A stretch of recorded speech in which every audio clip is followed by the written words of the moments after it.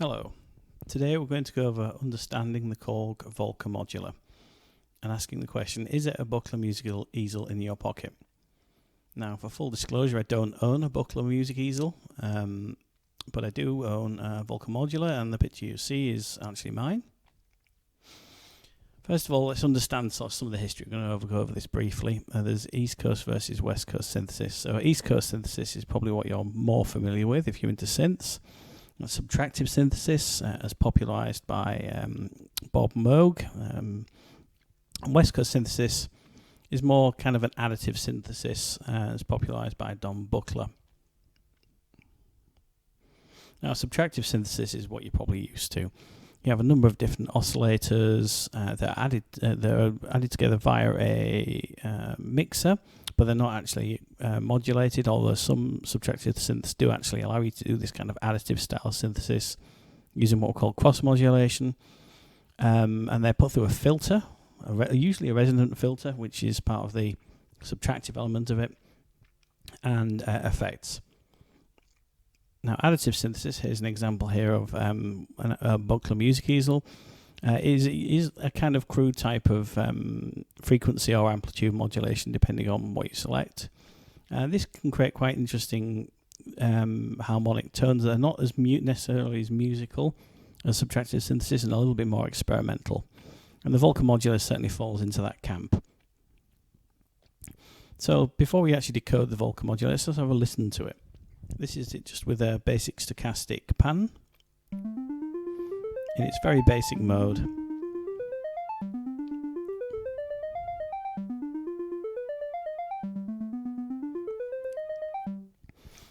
Okay, so what we're going to go over is the various parts of the Volca Modular.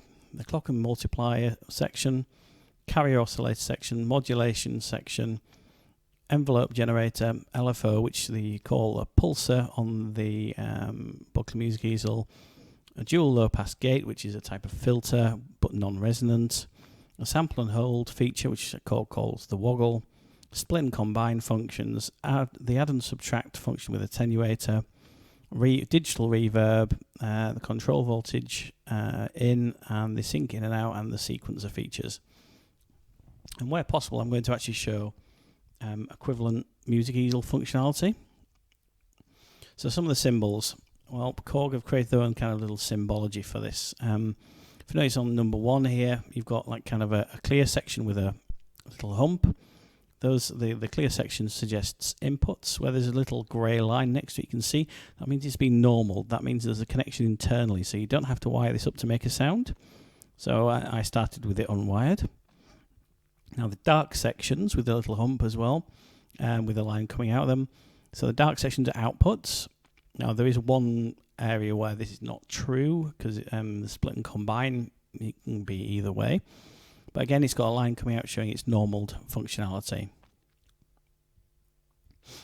Now you've also got, if you see number 3, you've got something called gate. Gate is effectively like a square wave. When it's up, the gate's open, and when it's down, the gate's closed. So that holds for a certain amount of time. And number 4 is you've got trigger, and trigger is a very short square wave pulse just to trigger something. So that means that triggers a function or triggers a part of the Volca module. So the Volca Modular. You also got plus and minus. That means it kind of adds or takes away from the signal. And you've got kind of like what looks like a little note symbol, and that actually means pitch. On the Volca Modular, there are 2 distinct types of signal that are passed through the paths.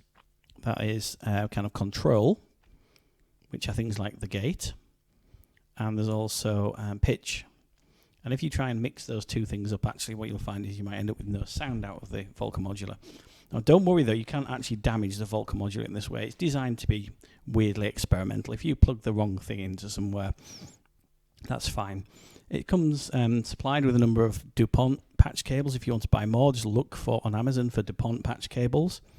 They're very, very fragile. I've managed to break a couple of them already. You have to be very careful with this, but with 49 patch points, this actually provides a huge amount of flexibility. So the clock multiplier. So the clock comes with a tempo range on the clock. You can control this via the sync in, and it has a number of slightly cryptic symbols here. So from the right, it starts with pitch. Now, if you listen to the pitch, I'm going to actually play this. I'm going to patch this into the LPG. You can hear this is actually effectively the pitch coming in from the sequencer. So if I listen to just the normal, by default it uses triangle waves. So here's by default with no modulation on. Now if I take the signal directly from the sequencer, from the pitch, I think it's more like a square wave, or it's certainly a lot softer. So you can actually use that as a sound source as well if you want to. Now, the other ones are effectively clock multipliers. So you have the gate, which is just effectively a 1 times clock multiplier, i.e. clock, which is the standard output. You've got division by 2, division by 3, division by 4. So you can actually change the clock rate. So if I quickly patch this in,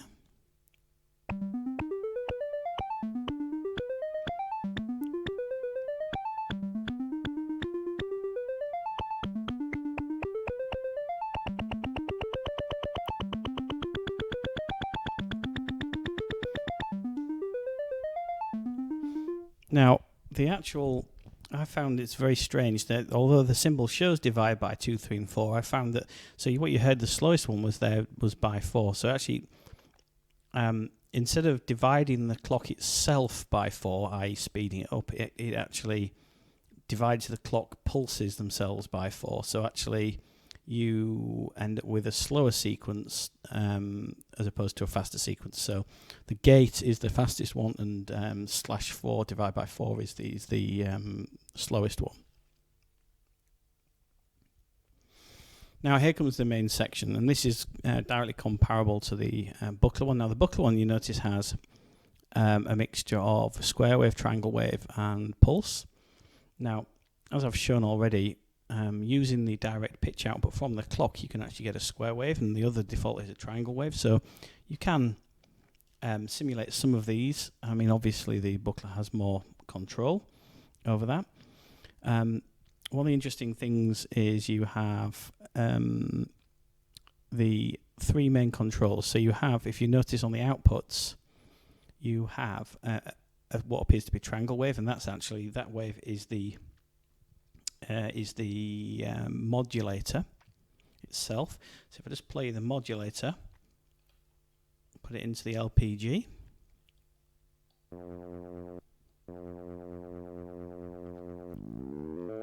so this is just the modulator,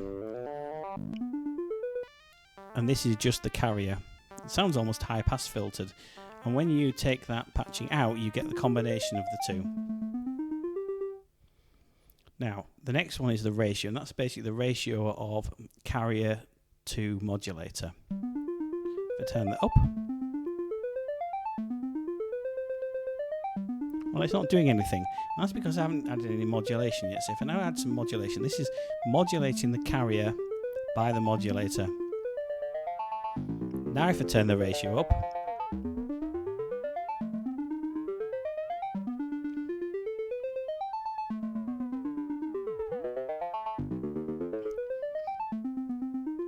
okay, so next you have is the wave fold, and effectively this folds the saw wave in on itself. This creates like little jaggies on the actual saw wave. So if I just listen to that,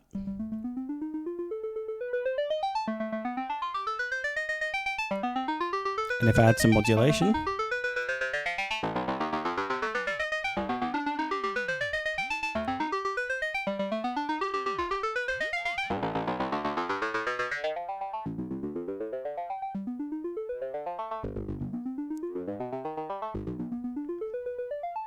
so you can create some pretty wild tones from that. So the modulation again on the Buchla is slightly more complicated. It's got a mixture of saw, triangle and square. This is just basically a primitive form of frequency modulation as seen on something like the Yamaha DX7, except that's 6 operator. This would be considered 2 operator FM.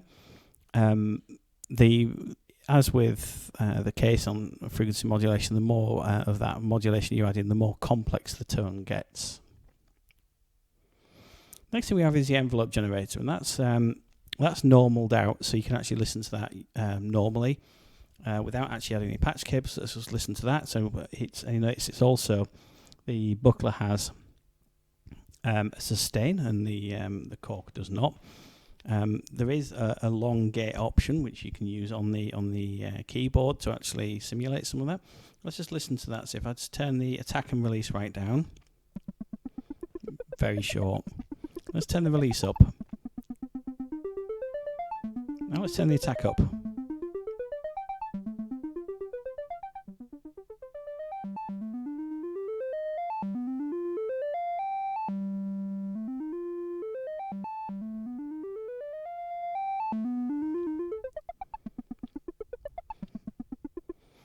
So again, that one has a gate which comes in from the clock. It has the ability to control via a control signal the attack and release, so you can do things like use the LFO to modulate the attack or the release. And the output is routed into the low pass gate, so that actually modulates by default, adds to the cutoff of the low pass gate. Now what you can do is you can also use a minus if you want to, and make it go the other way around.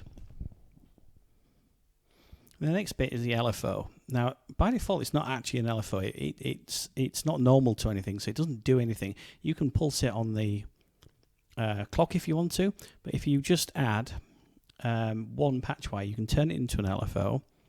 And what I'm going to do is I'm going to show you a very simple patch next. So this is quite similar to the Buchla, except the fact that Buchla actually does have a clock sync which you can patch in. You can patch in via the gate if you want to the LFO, to the pulsar.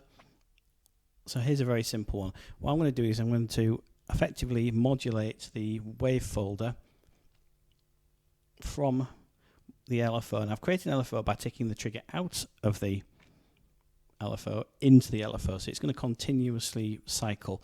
So here's the wave folder being modulated.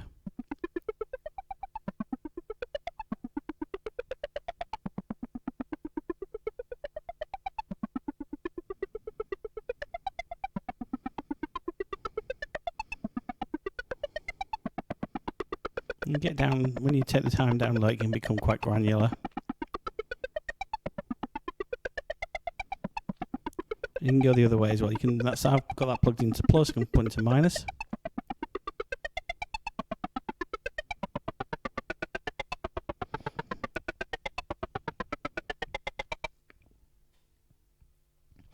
So we have the dual low pass gate. So only the first low pass gate is normaled in with an input. So this is where it gets confusing. I think Korg could have labelled this better. The leftmost input is normaled up to the signal. The middlemost input is labelled up to the envelope generator. And the right is output into the reverb. So basically your normal path is to go through the source, into the envelope generator, into the first LPG, and then out into the reverb. So it's quite simple. It bypasses most of the other modules. Again, it's kind of similar. If you see that the Buchla does have a dual LPG, and this is where I started thinking that maybe there's quite a lot of parallels between the two, because of the kind of configuration is very similar. Well, basically, it has a level and kind of cutoff amount. Now it's non-resonance. This is a non-resonant filter. If I just play this without any patches in, and then turn the cutoff down,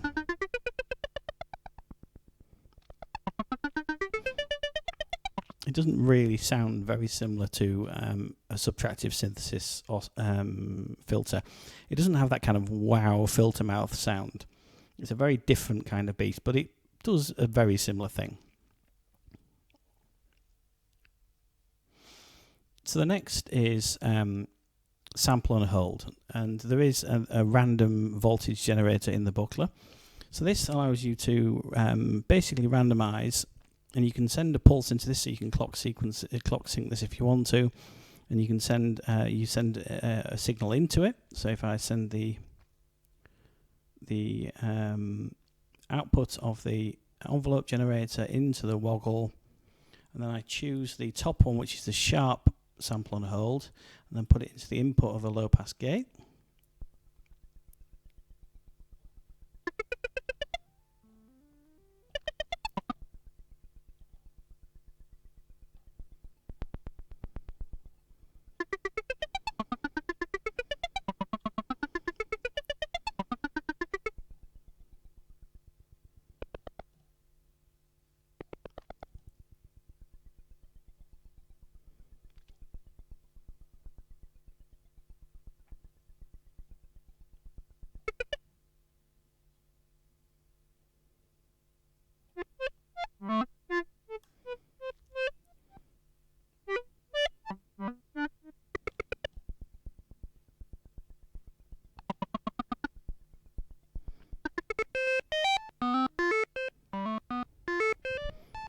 So just by playing around with some wires, you can get some interesting sounds from it.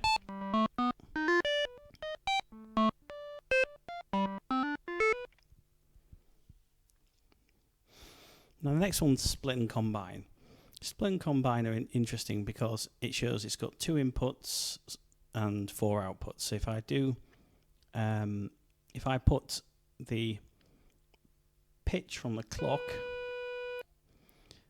into this split, I can split it off into the 2 low pass gates.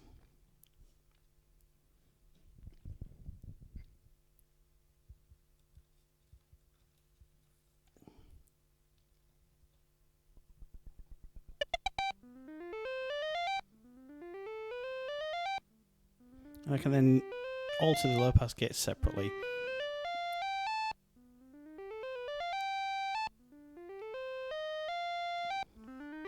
Now, but you can go the other way around. So what you can do is you can actually, if you put 2 inputs, so if I take the note input from the clock, and then the actual, we'll say the carrier output into the black, so you think they're outputs, but actually you can treat them as inputs as well, and then put them into the low pass gate.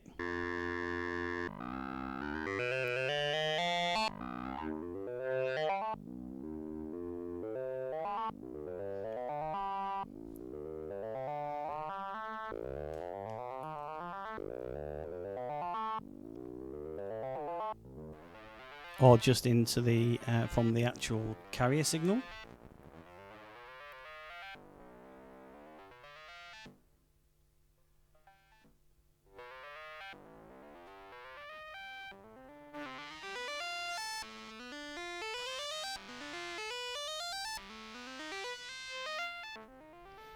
You can produce some quite interesting results. So split and combine can be used whichever way you want. You've got 2 of those functions. So here's an example where I've used split to take out into the 2 different LPGs to use an LFO and the envelope generator. So I'll just quickly recreate that.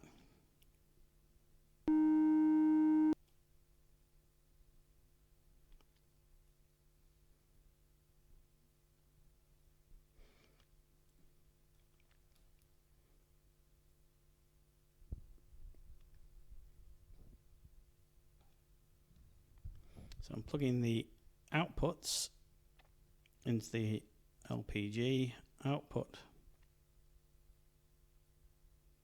from the envelope generator, And I'm going to use the LFO to modulate the cutoff of the second LPG. And I'm going to wire up the LFO to cycle.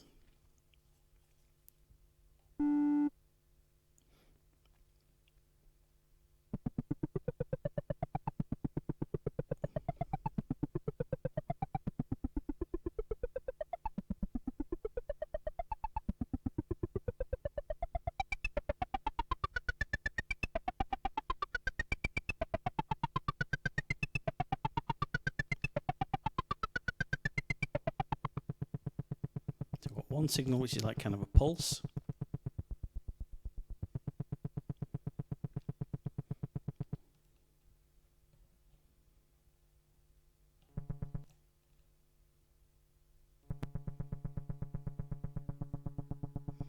And one signal that's the tone.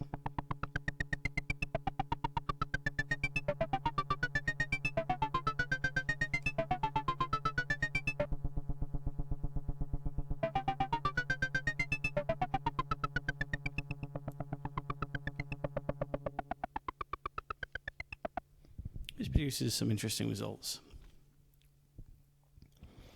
So you've then got the add, stroke, subtract attenuator. So basically this allows you to take two signals and multiply them by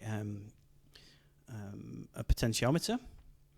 So if I just unpick all of that, I can do something with that. I can maybe take the carrier and the modulator,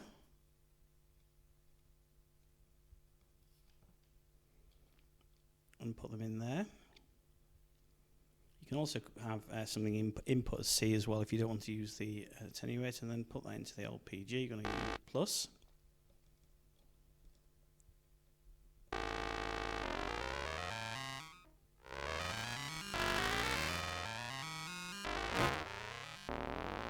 Or I can use the minus.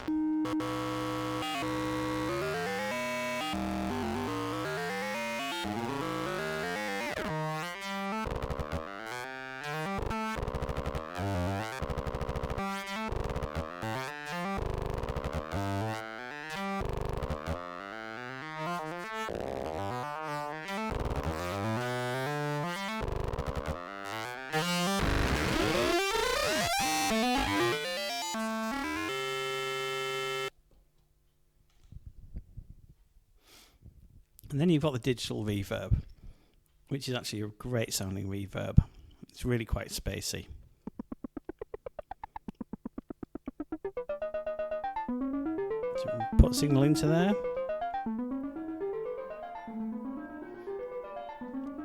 It goes from kind of minor amount of reverb all the way up to super dreamy.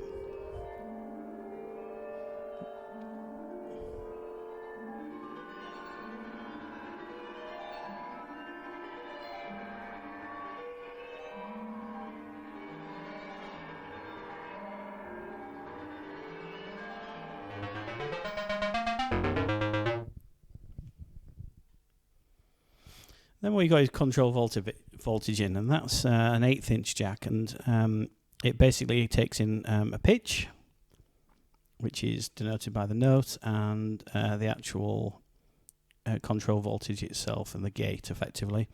So that allows you to play around with external kit. That allows you to hook it up to your other semi-modular systems. You've got sync in and out, which is typical for Volcas. If you're chaining Volcas, or if you want to maybe trigger this from your TR8S or something like that, you can take in a sync pulse, and you can also put sync pulse out to another Volca. Now the sequencer is probably one of the most interesting things, where I think the Volca actually shines way more than the Buchla. Now the Buchla's got a 5-stage sequencer. The Volca has a 16-step sequencer, but also you can chain patterns together. It has some similar functions. It has ascending, random, and non. I think also you can probably get it to descend as well. So the actual one on the Volca has effectively forward, reverse, a bounce, which is backwards on forwards, and it has a stochastic variant as well, which is kind of a semi-random variant. It's actually quite a sophisticated sequencer as well. As you're recording, all of the clear knobs on the Volca, which is most of them, barring the C attenuator and the volume, is you can actually play with those and record the motion sequence into the sequence, which you cannot do with a Buchla, which I think is a really interesting extra feature, and it's pretty typical for the Volcas. So you have got you've got 11 different parameters you can control via motion sequence before you even patch anything, which is quite cool. So if I just have a go at doing this now.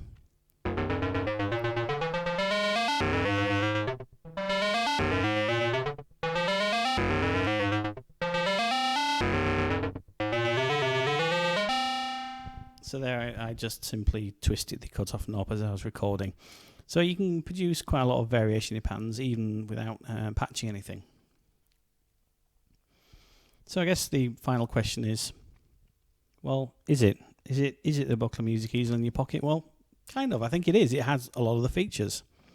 It has a lot of the sound. It has actually, probably in my opinion, a slightly better sequencer.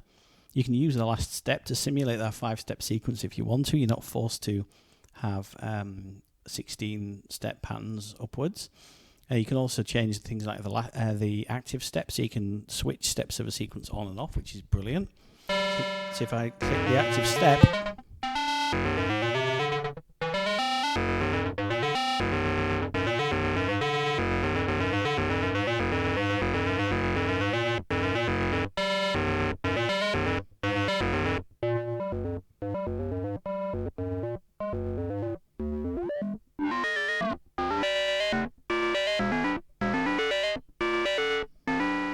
so you can just by using active step, you can produce a whole range of variation as well, just using that. So I hope that's been useful in understanding the Korg Volca Modular, probably the most impenetrable of the Volcas, but it's a very, very interesting unit. And at £150 versus the £3,000+ of a Buchla Music Easel, if you can actually buy one, because they're not always in production. If you really like it, well, and you want more richness and variation, well, buy two. There's plenty of really good videos online of people using two Volca modulars together to create ambient sets. I think it's a fantastic piece of kit. It is challenging to get something more conventionally musical out of it, but if you put that with a drum machine and a regular synth, you can produce some very unusual kind of dark techno. Well, I hope you've enjoyed that. Feel free to comment, like, dislike, I don't mind, and see you later.